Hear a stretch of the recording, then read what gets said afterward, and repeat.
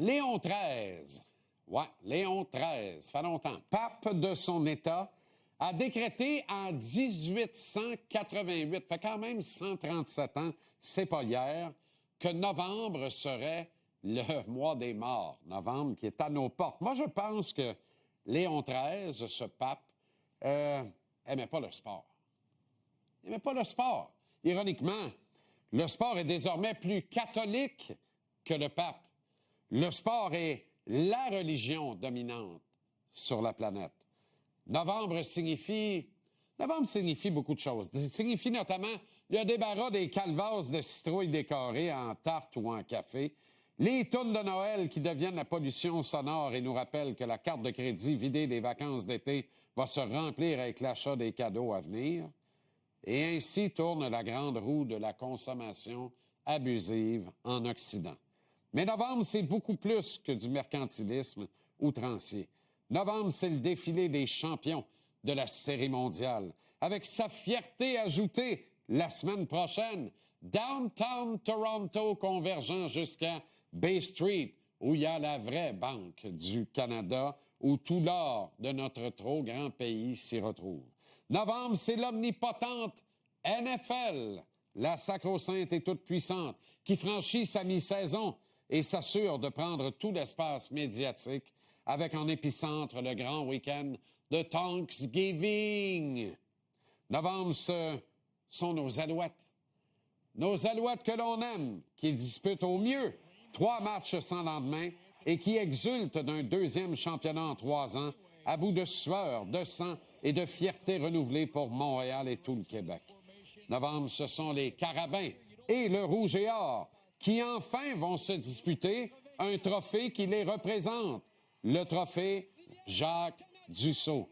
Exit Lord Dunsmore, noble ontarien s'il en fut un, mais dont l'histoire révélait si peu aux champions qu'il se plaisait à profaner la coupe à son nom.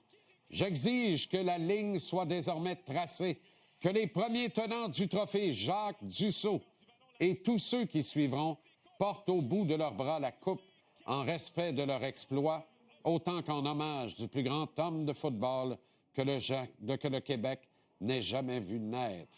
Là, je conviens que ce seront les Carabins et le Rouge et Or.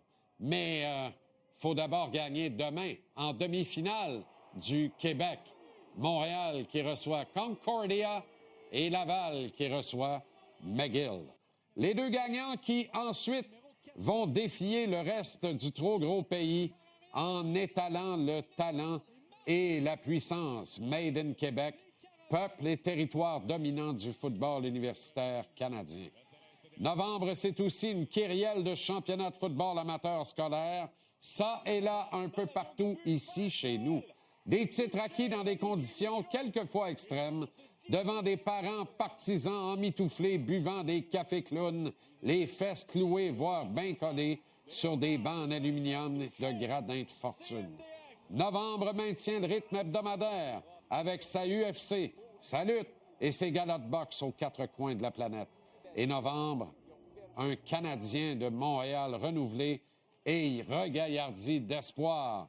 Voilà ce que c'est également, voire d'abord et avant tout, désormais. Un CH qui voit son cœur battre au rythme de celui des amateurs.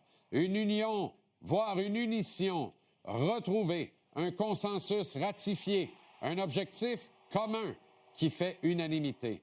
Le rêve est bien réel. Le bleu, le blanc, le rouge flirtent avec les hauteurs de toute la Ligue nationale et le vertige qui en ressort est exquis. Novembre, c'est 13 duels de la flanelle. 13 rendez-vous déjà au calendrier des plus farouches et des plus ardents. Ce sont des rassemblements festifs plutôt que des soirées pyjama, crottes de fromage, liqueur douce, terminées endormies en bobette, la main où je pense, dans le sofa, les doigts oranges mal léchés, comme Papa Ours qui cherche une grotte pour y dormir tout l'hiver. Cole Gold Caulfield, Lane Hudson, Ivan Demidov et, admettons-le d'emblée, Capitaine Suzuki s'assure que le Québec organise son horaire autour de la cédule du tricolore. Elle est terminée l'époque où un traitement de canal chez le dentiste avait préséance sur un match du Canadien. Désormais, c'est le CH puis le reste de la vie des gens tout autour, mais après.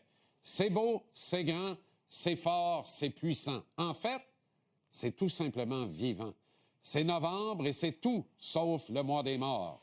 Et tant pis pour le pape Léon, puisque désormais en novembre, ben c'est à fond, mon Léon.